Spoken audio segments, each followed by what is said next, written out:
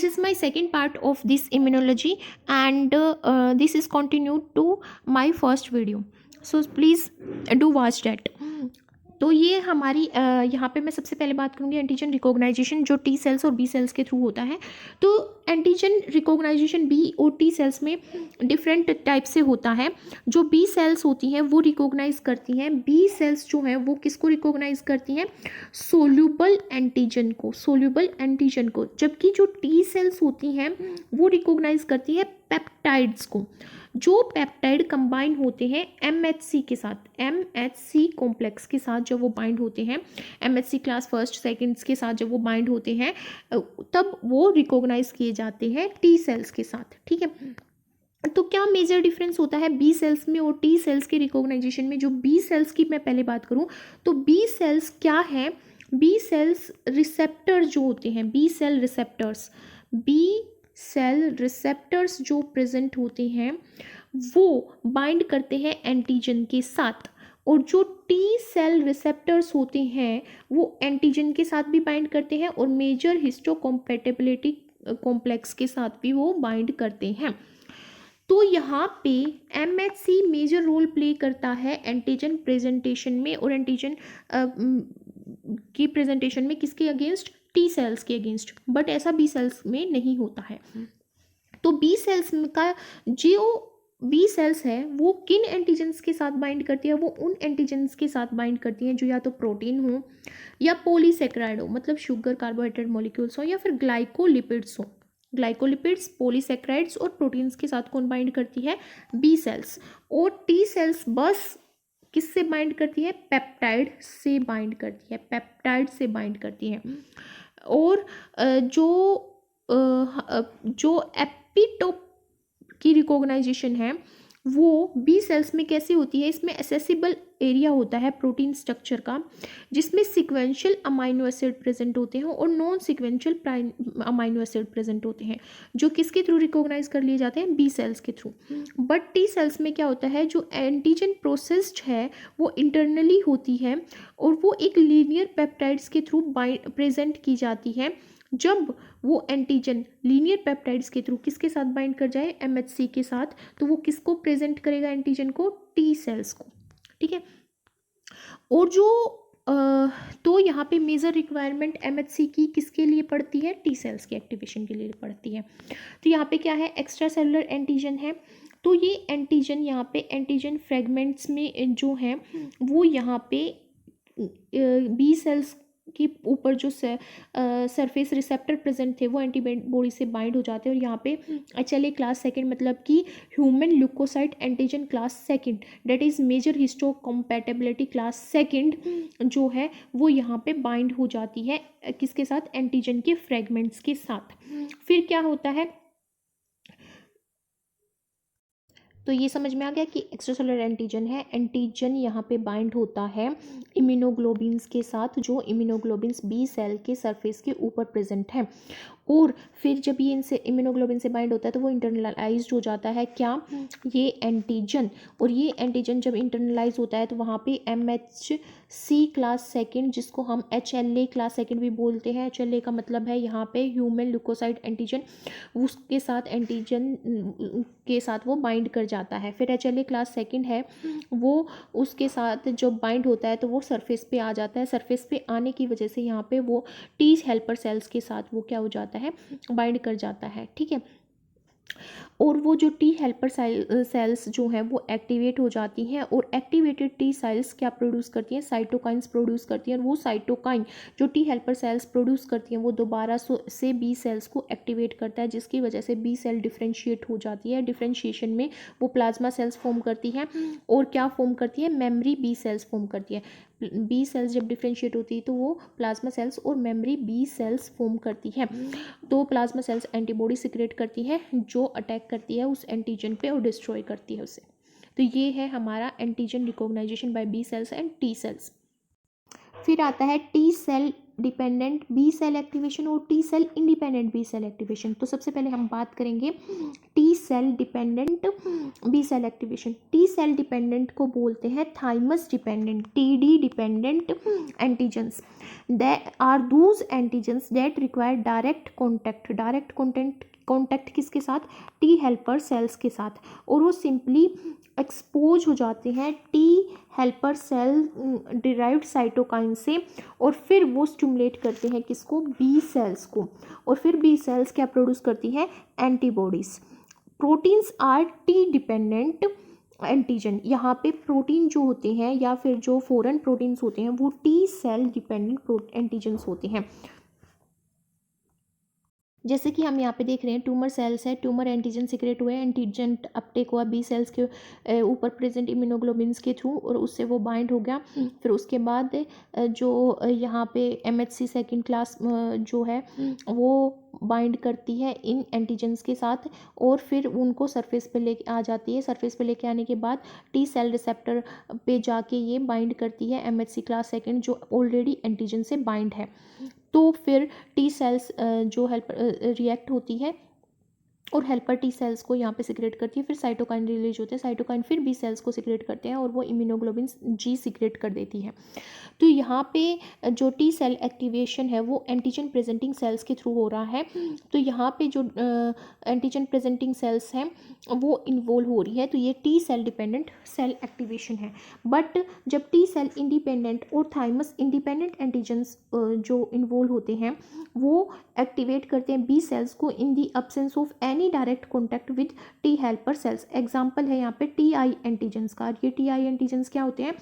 LPS क्या? जब bacterial की आउटर मेम्ब्रेन में प्रेजेंट होते हैं लिपोपोलीसेक्राइड्स, वो एंटीजन यहाँ पे एग्जाम्पल होते हैं T cell independent B cell activation का। और यहाँ पे अदर बैक्टीरियल फ्लेजिलिन और सेल वाल और कैप्सुलर पॉलीसेक्राइड्स एग्जाम्पल है T cell independent B cell activation का। इसमें क्या होता है?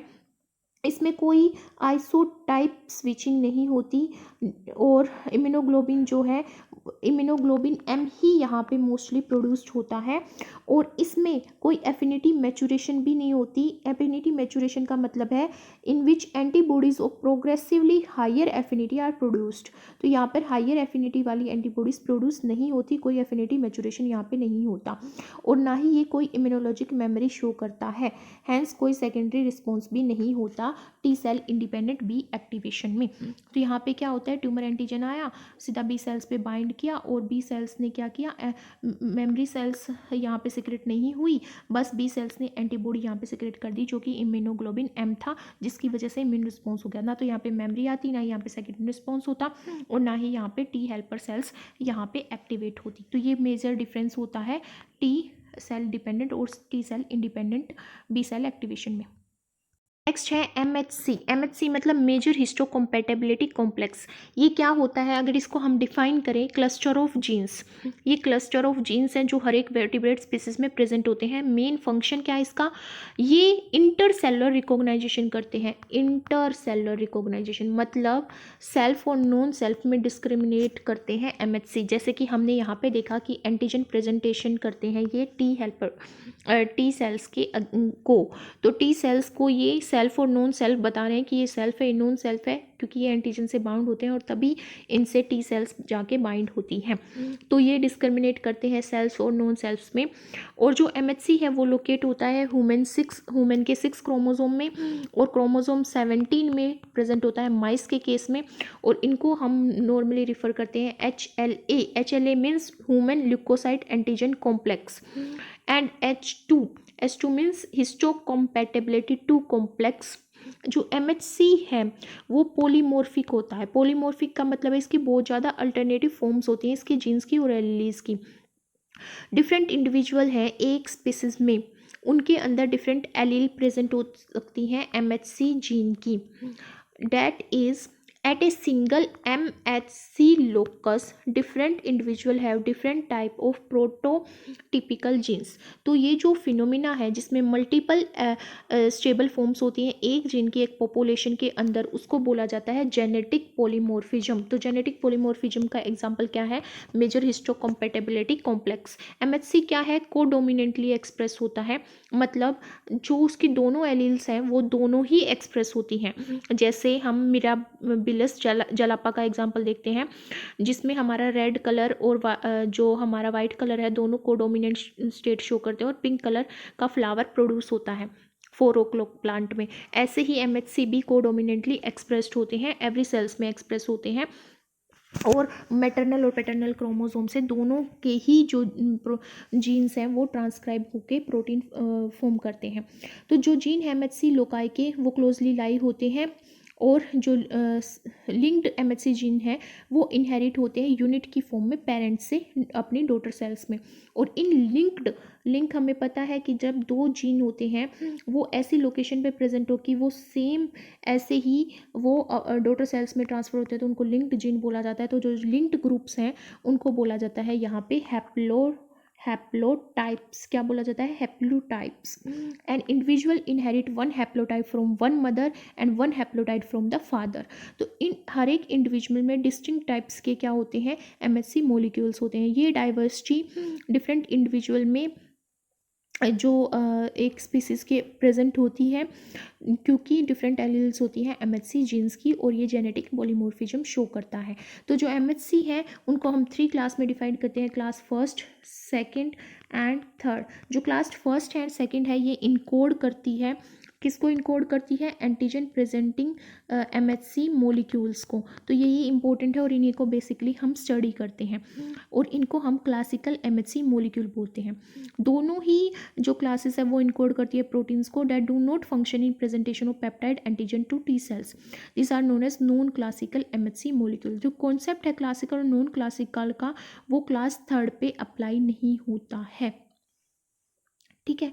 तो जो क्लासिकल और नॉन क्लासिकल का जो प्रिंसिपल है वो क्लास फर्स्ट और सेकंड पे ही अप्लाई होता है, ना कि वो क्लास थर्ड पे अप्लाई होता है। तो पहले हम बात करते हैं क्लास फर्स्ट एमएचसी मॉलिक्यूल की। तो जो क्लास फर्स्ट एमएचसी जीन है ये एक्सप्रेस करता है ग्लाइकोप्रोटीन, जिसको एमएचसी मॉलिक्यूल बोला जाता है। इसको एमएचसी एंटीजन भी बोला जाता है, और ये जितनी भी न्यूक्लिएटेड सेल्स होते हैं जिसमें न्यूक्लियस प्रेजेंट होता है उन सब पे एक्सप्रेस होता है क्लास फर्स्ट एमएचसी मॉलिक्यूल। जो क्लास फर्स्ट एमएचसी मॉलिक्यूल है ये कोड करता है कि इसको एक ट्रांस मेम्ब्रेन ग्लाइकोप्रोटीन को, जिसका मॉलिक्यूलर वेट होता है 43 किलो डाल्टन, जिसको हम रिफ़र करते हैं एज अल्फा चेन, जिसको हम बोलते हैं हैवी चेन। ये 43 किलो डाल्टन की होती है और ये ट्रांस मेम्ब्रेन ग्लाइकोप्रोटीन होता है। It comprise 3 extra cellular domain, और वो 3 एक्स्ट्रा सेलुलर डोमेन होते हैं अल्फा 1, अल्फा 2 और अल्फा 3 डोमेन, जो कि हाईली कंजर्व्ड है। कंजर्व्ड का मतलब है उस स्पीसीज में कंजर्व्ड है उनका अमाइनो एसिड सीक्वेंस, और ये इंटरेक्ट करता है किसके साथ? CD8 के साथ, CD8 पॉजिटिव के साथ, जो किस पे प्रेजेंट होती है? साइटोटॉक्सिक टी सेल्स पे प्रेजेंट होती है। जितने भी एमएचसी क्लास फर्स्ट मॉलिक्यूल हैं वो नॉन कोवेलेंट एसोसिएशन शो करते हैं किसके साथ? पॉलीपेप्टाइड्स के साथ। पॉलीपेप्टाइड क्या? बीटा 2 माइक्रोग्लोबुलिन, इनके साथ नॉन कोवेलेंट एसोसिएशन शो करते हैं। और ये जो बीटा 2 माइक्रोग्लोबिन है इसका मोलिकुलर वेट होता है 12 किलो डाल्टन, जो कोड किया जाता है अनदर क्रोमोसोम्स के थ्रू। जो ये बीटा 2 माइक्रोग्लोबिन है ये 15 क्रोमोसोम के थ्रू इनकोड किया जाता है। अगर ये बीटा 2 जो माइक्रोग्लोबिन है अगर ये अब्सेंट होती है तो क्लास फर्स्ट एमएचसी चेन जो है वो एक्सप्रेस नहीं होती सेल मेम्ब्रेन पे। किसकी सेल मेम्ब्रेन पे?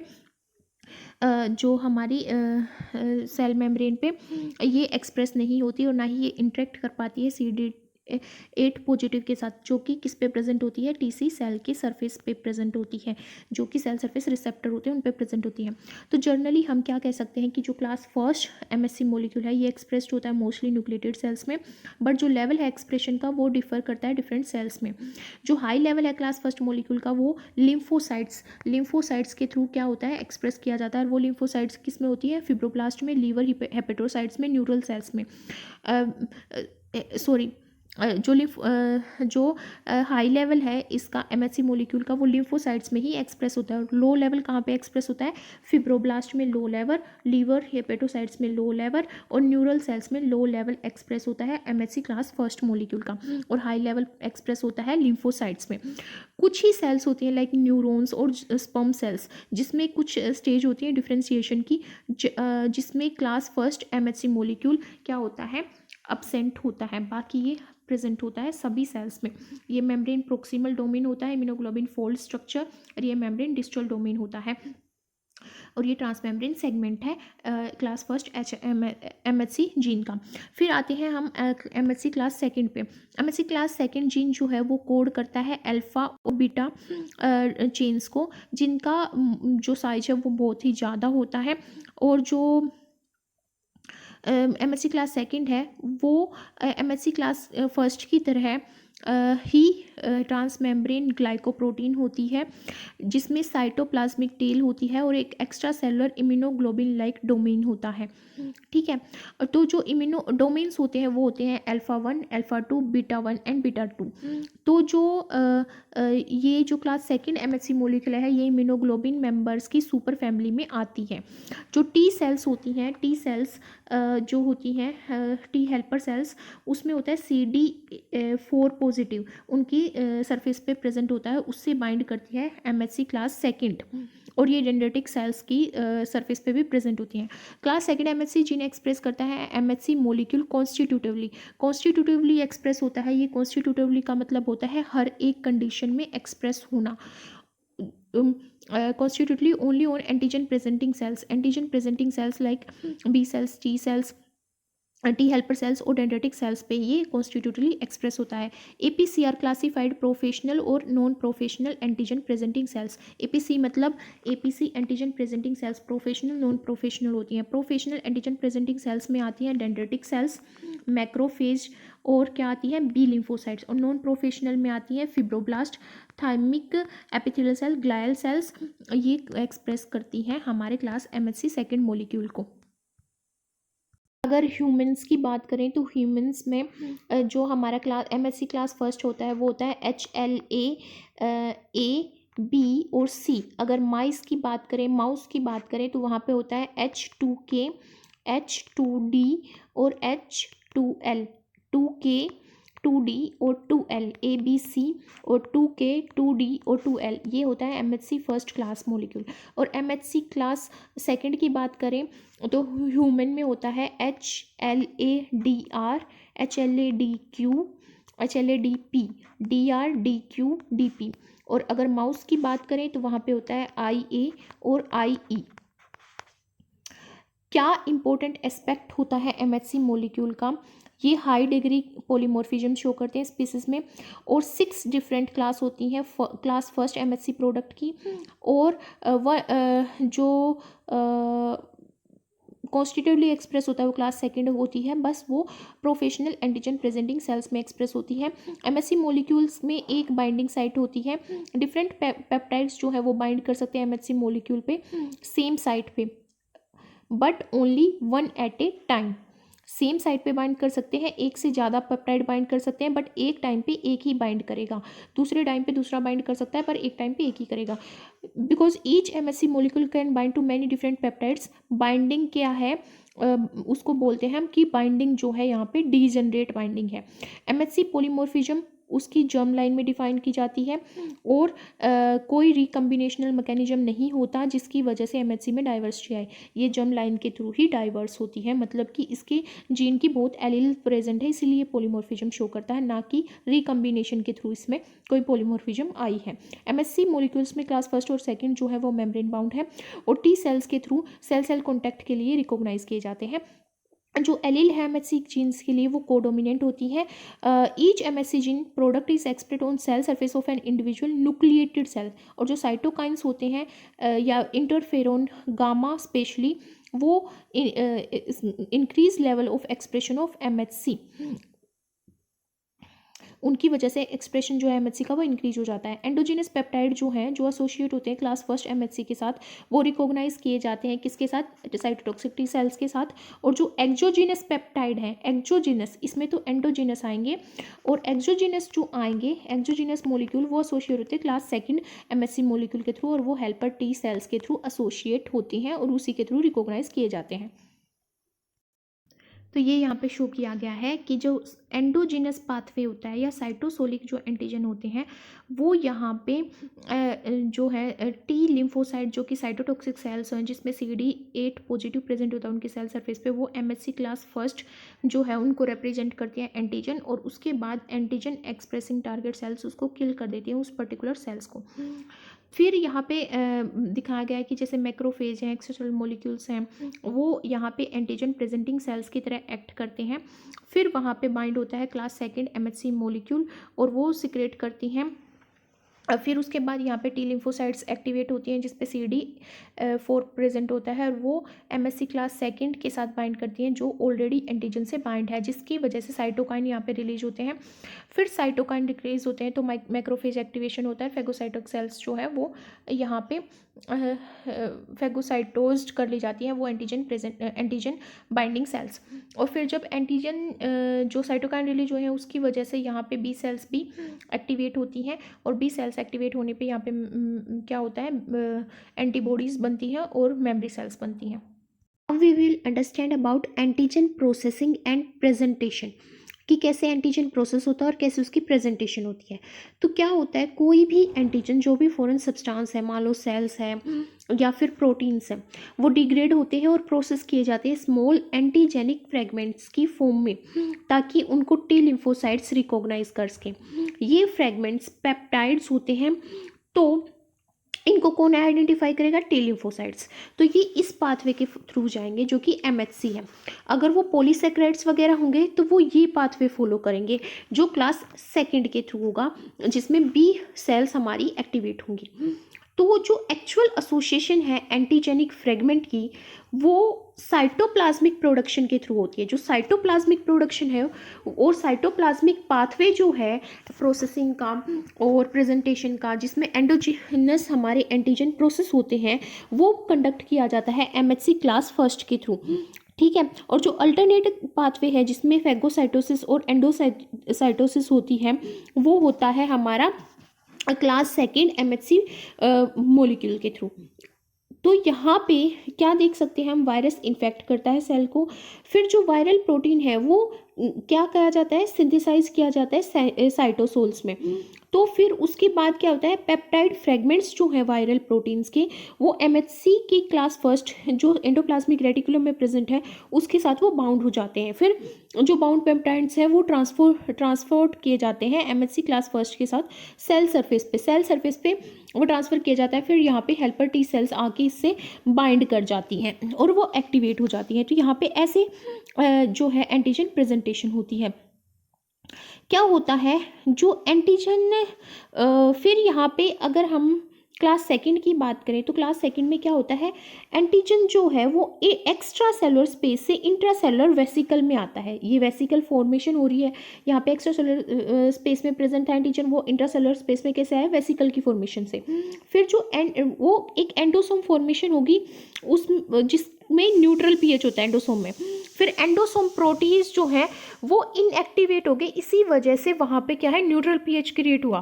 फिर वेसिकल्स में क्या होगी, एसिडिफिकेशन, मतलब एसिड उसका इंक्रीज हो गया, जिसकी वजह से प्रोटीएज हमारे, क्योंकि प्रोटीएज जितने भी एंजाइम्स होते हैं वो एसिडिक पीएच पे ही काम करते हैं, वो डिग्रेड कर देते हैं एंटीजन को छोटे छोटे फ्रेगमेंट्स में। फिर वेसिकल जिसमें वो फ्रेगमेंट्स प्रेजेंट हैं वो एमएचसी क्लास सेकंड मोलिक्यूल के साथ क्या हो जाते हैं, फ्यूज हो जाते हैं। फिर एंटीजन स्पेसिफिक बी सेल्स उन मोलिक्यूल से आके बाइंड हो जाती है। फिर स्पेसिफिक एंटीजन इंटरनलाइज होते हैं रिसेप्टर मेडिएटेड एंडोसाइटोसिस के थ्रू। फिर क्या होता है, एंटीजन फ्रेगमेंट प्रेजेंटेशन होती है। तो यहाँ पे रोल किसका आता है, क्लास सेकंड एंटीजन का। ये हमारा एंडोसाइटिक पाथवे है और ये हमारा साइटोसोलिक पाथवे है। सबसे पहले हम डिस्कस करेंगे साइटोसोलिक पाथवे, जो किसके थ्रू किया जाता है, एमएचसी क्लास फर्स्ट के थ्रू। ठीक है, तो एमएचसी क्लास फर्स्ट जो है उसमें क्या होता है, जो पेप्टाइड्स हैं, जो पेप्टाइड जिस पे एक्ट, जो एज ए एंटीजन एक्ट करते हैं साइटोसोलिक पाथवे में, वो जनरेट किए जाते हैं स्मॉल फ्रेगमेंट्स में, किसके थ्रू, प्रोटीएजेस के थ्रू। तो जो प्रोटियोसोम डिग्रेडेशन है प्रोटीन का, और वो ट्रांसपोर्ट जो है उनका एंडोप्लाज्मिक रेटिकुलम में, वो किसके थ्रू किया जाता है, यहाँ पे टैप प्रोटीन्स के थ्रू, जो क्या है, टैप फर्स्ट और TAP second. TAP are stand for transporters associated with antigen processing first और सेकंड। टैप फर्स्ट का मतलब क्या है, transporters, T stand for transporters, A stand for associated with antigen processing first and with antigen processing second. फिर क्या आता है next step इसमें, पेप्टाइड लोडिंग और ट्रांसपोर्ट। उसमें क्या होता है, जब newly synthesised MHC class first molecule है, वो एंडोप्लाज्मिक रेटिकुलम में असेंबल हो जाते हैं डिफरेंट चैपरोन्स की हेल्प से। और ये चैपरोन क्या है, कालनेक्सिन, ये चैपरोन क्या है, कालनेक्सिन है, और क्या हो सकते हैं, ERP57 इन चैपरोन्स के साथ जो newly synthesised MHC class first molecule है, वो एंडोप्लाज्मिक रेटिकुलम में असेंबल्स हो जाते हैं।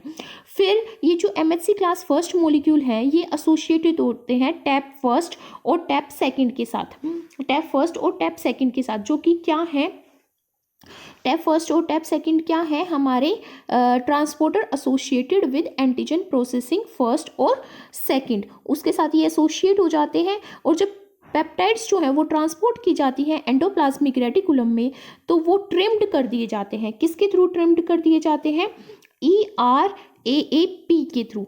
ERAAP क्या है, endoplasmic reticulum aminopeptidase associated with antigen processing, that is endoplasmic reticulum aminopeptidase associated with antigen processing and the peptides जो बाइंड हो रहे हैं किसके साथ, एमएचसी मॉलिक्यूल के साथ। तो जो पेप्टाइड एमएचसी कॉम्प्लेक्स है वो एंडोप्लाज्मिक रेटिकुलम को क्या कर देता है, यहाँ पे लीव कर देता है। ये जो कॉम्प्लेक्स है, ये क्या है, एमएचसी क्लास फर्स्ट मॉलिक्यूल है, तो ये लीव कर देता है यहाँ पे किसको, हमारे एंडोप्लाज्मिक रेटिकुलम को। और कहाँ पे ट्रांसपोर्ट हो जाता है, ये गोल्जी अपरेटस के सेल सरफेस पे जाके यहाँ पे वो ट्रांसपोर्ट हो जाता है। तो यहाँ पे दिखाया गया है कि जो partially folded MHC class first alpha chain है, वो बाइंड हो जाती है यहाँ पे चैपरोन के साथ, कालनेक्सिल के साथ, जब तक बीटा 2 माइक्रोग्लोबिन बाइंड नहीं होता। फिर MHC class first alpha beta 2 microglobin complex जो है वो रिलीज हो जाता है कालनेक्सिन से, और एक कॉम्प्लेक्स बाइंड करता है चैपरोन प्रोटीन का, जो कि काल रेटिकुलन है और ERP57 है। और फिर ये बाइंड होते हैं किससे, टैप्सिन के थ्रू। फिर साइटोसोलिक प्रोटीन्स और जो डिफेक्टिव राइबोसोमल प्रोडक्ट्स हैं वो डिग्रेड होते हैं पेप्टाइड फ्रेगमेंट्स में प्रोटियोसोम्स के थ्रू, और जो टैप है वो डिलीवर कर देता है इन पेप्टाइड्स को किसमें, एंडोप्लाज्मिक रेटिकुलम में। और जो एमएचसी है वो यहाँ से लीव हो जाता है और गोल्जी कॉम्प्लेक्स में जाता है और उसके सरफेस पे प्रेजेंट हो जाता है। सेकंड है यहाँ पे MHC class second antigen processing की, क्लास सेकंड के थ्रू कैसे एंटीजन प्रोसेसिंग होती है। एमएचसी क्लास सेकंड एसोसिएटेड जो पेप्टाइड है वो एंटीजन से कैप्चर किए जाते हैं और इंटरलाइज किए जाते हैं किसके थ्रू, एंटीजन प्रेजेंटिंग सेल्स के थ्रू। तो वो एक्स्ट्रासेलुलर सरफेस से आए, इंट्रासेलुलर हुए, वो सेम प्रोसेस है जो हमने अभी स्टडी किया था। फिर वो एंडोसोमल प्रोटीएज के थ्रू इनएक्टिव हो गए क्योंकि न्यूट्रल पीएच था। फिर जब पीएच हमारा लो हुआ तो वो प्रोटीएज एक्टिवेट हो गए और उन्होंने डिग्रेड कर दिया उनको स्मॉल फ्रेगमेंट में, और फिर हमारा यहाँ पे आ जाता है एमएचसी क्लास सेकंड कॉम्प्लेक्स। फिर उसके बाद क्या होता है, पेप्टाइड लोडिंग होती है और ट्रांसपोर्ट होता है एमएचसी क्लास सेकंड मॉलिक्यूल का। इसमें क्या होता है, इसमें हमारे क्लास सेकंड मॉलिक्यूल सिंथेसाइज्ड किया जाता है एंडोप्लाज्मिक रेटिकुलम में एंड ट्रांसपोर्ट किया जाता है एंडोसोम्स में। जैसे कि हम यहाँ पे देख सकते हैं कि एंडोप्लाज्मिक रेटिकुलम में हमारा class second MHC molecule synthesise हुआ, फिर वो एंडोप्लाज्मिक रेटिकुलम में ट्रांसपोर्ट कर दिया गया किसके साथ, एसोसिएटेड प्रोटीन्स के साथ, ठीक है, और इनवेरिएंट चेन के साथ वो यहाँ पे ट्रांसपोर्ट कर दिया गया, जो ऑक्यूपाई करी है पेप्टाइड बाइंडिंग क्लेफ्ट को। और वो पेप्टाइड बाइंडिंग क्लेफ्ट किसकी है, newly synthesised MHC class second molecule की।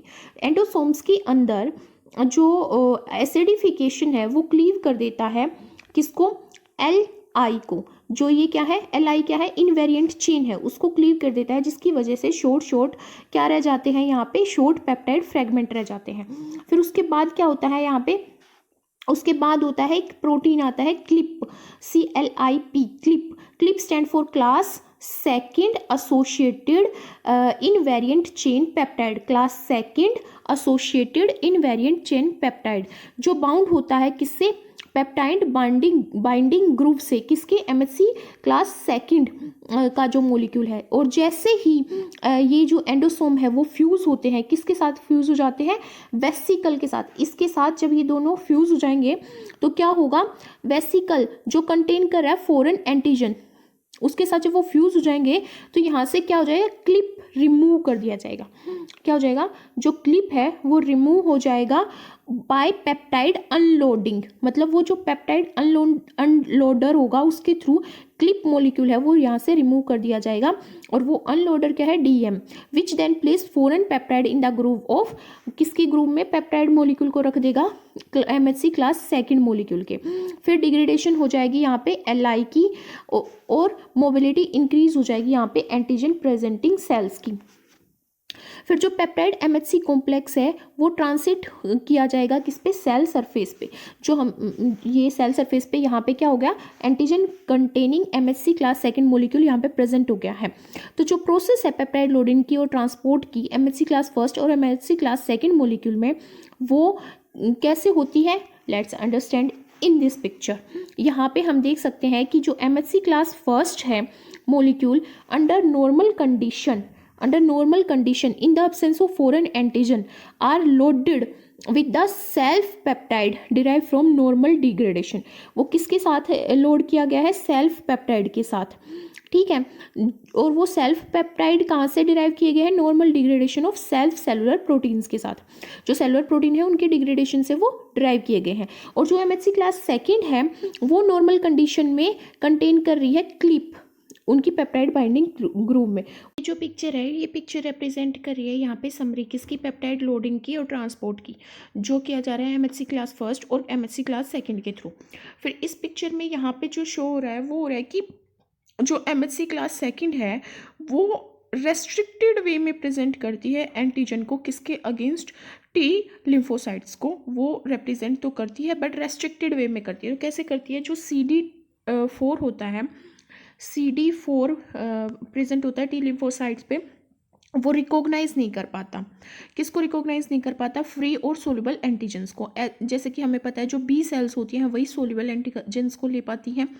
तो वो क्या करता है, रिकॉग्नाइज करते हैं एंटीजेंस को, किसके ऊपर, जो T लिम्फोसाइट्स होती हैं वो एंटीजन को रिकॉग्नाइज करती हैं एंटीजन प्रेजेंटिंग सेल्स के ऊपर जो बाउंड होते हैं, ठीक है, जो किसके कॉन्टेक्स्ट में होते हैं, क्लास सेकंड मॉलिक्यूल्स की। तो जो इंट्रैक्शन है ना T लिम्फोसाइट्स के बीच में और एंटीजन के बीच में, मतलब T लिम्फोसाइट्स के बीच में और एंटीजन के बीच में क्या जो इंट्रैक्शन है, ठीक है, एंड क्लास सेकंड मॉलिक्यूल के बीच में, एंटीजन किससे बाउंड, क्लास सेकंड जो MHC मॉलिक्यूल के साथ, वो स्पेसिफिक होता है, जिसकी वजह से स्पेसिफिक T सेल प्रोलिफरेट करेगी और डिफ्रेंशिएट करेगी।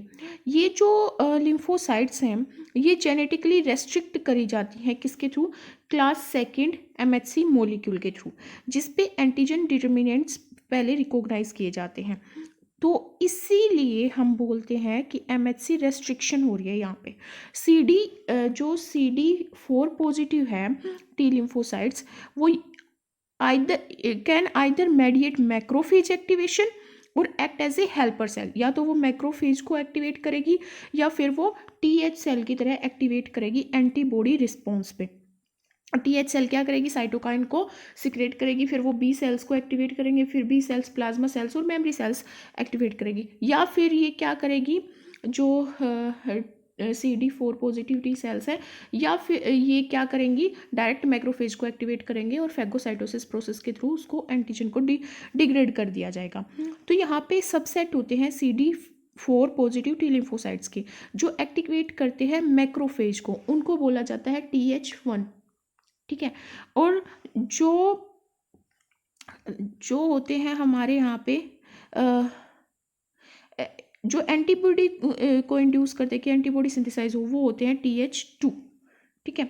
जैसे हम यहाँ पे देख सकते हैं जो फर्स्ट है सेल, वो रिकॉग्नाइज करती है कॉम्प्लेक्स को, किसका, बैक्टीरियल पेप्टाइड को, क्योंकि हमें पता है जो T सेल्स होती हैं वो पेप्टाइड को रिकॉग्नाइज करती हैं।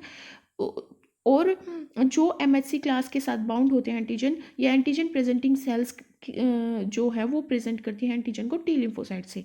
तो बैक्टीरियल पेप्टाइड यहाँ पे MHC क्लास सेकंड के साथ बाउंड है, और वो यहाँ पे TH फर्स्ट को एक्टिवेट कर रही है, जो एक्टिवेट करेगा मैक्रोफेज पे, जिसकी वजह से फेगोसाइटोसिस होगा।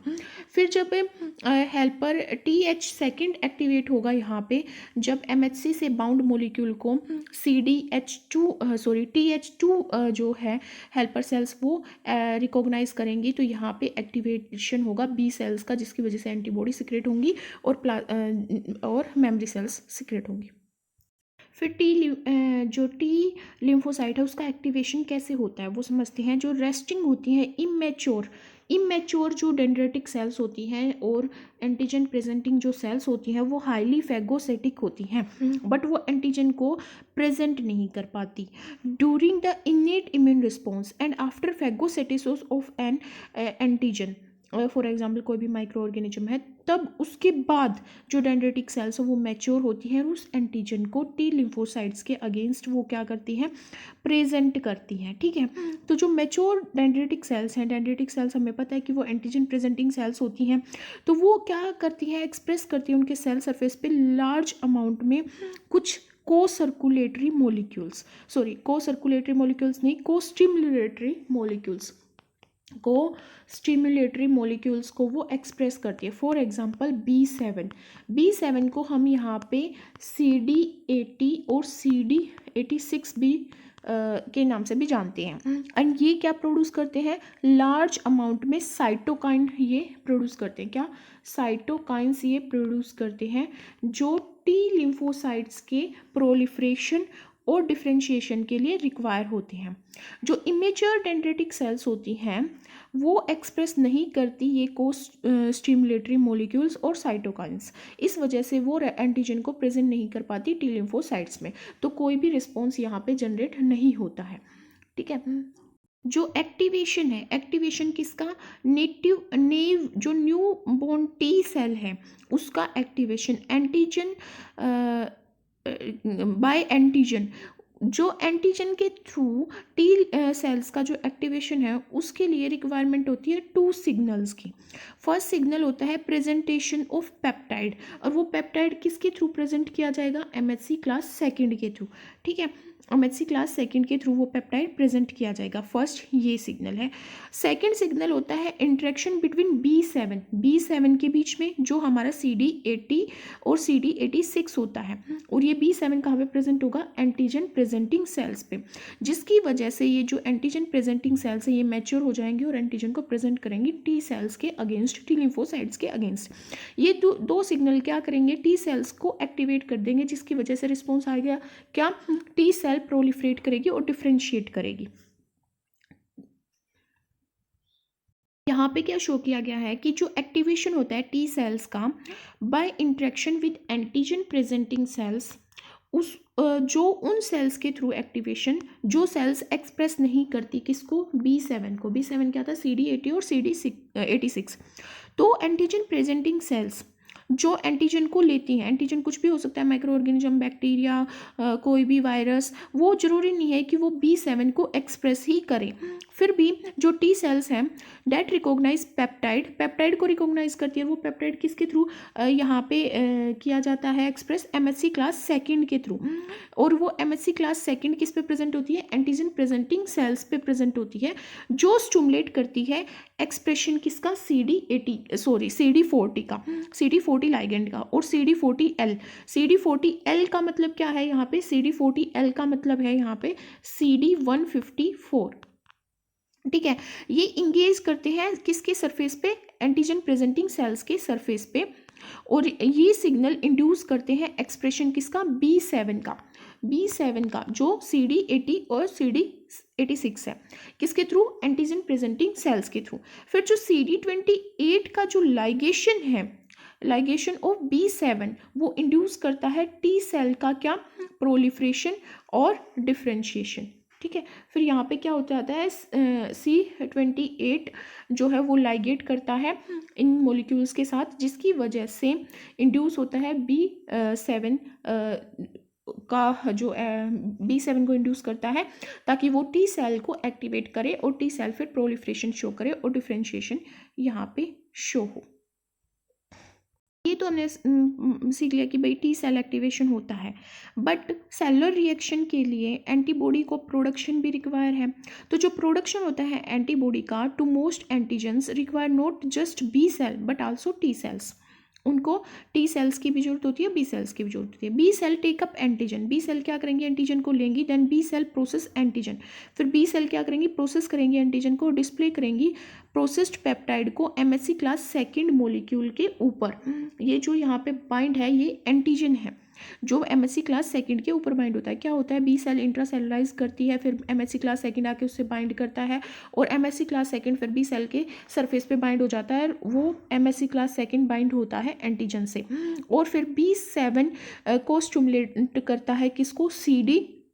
CD28 को को स्टिमुलेट करता है। CD28 किसका? CD28 प्रेजेंट होता है टी सेल के सरफेस पे, जो एक्टिवेट करता है नेव टी सेल्स को। ये एक्टिवेशन जो है वो इंड्यूस करता है एक्सप्रेशन किसका? CD40 का एक्सप्रेशन, CD40 और CD40L का एक्सप्रेशन, CD40L का एक्सप्रेशन। CD40L जो है वो इंगेज होती है CD40 के साथ, किस पे? बी सेल के सरफेस पे, और एक्टिवेट करती है टी सेल को, ताकि वो प्रोड्यूस करे, क्या प्रोड्यूस करे? साइटोकाइंस। क्या प्रोड्यूस करे? साइटोकाइंस प्रोड्यूस करे और अलो करे बी सेल को, ताकि बी सेल प्रोलिफरेट करे और डिफ्रेंशिएट करे। फिर बी सेल प्रोलिफरेट और डिफ्रेंशिएट करेगी तो वो प्लाज्मा सेल सिक्रेट करेगी, जो प्लाज्मा सेल्स क्या सिक्रेट करेंगी? यहाँ पे एंटीबॉडीज सिक्रेट करेंगी। इस तरह होता है T cell mediated B cell activation.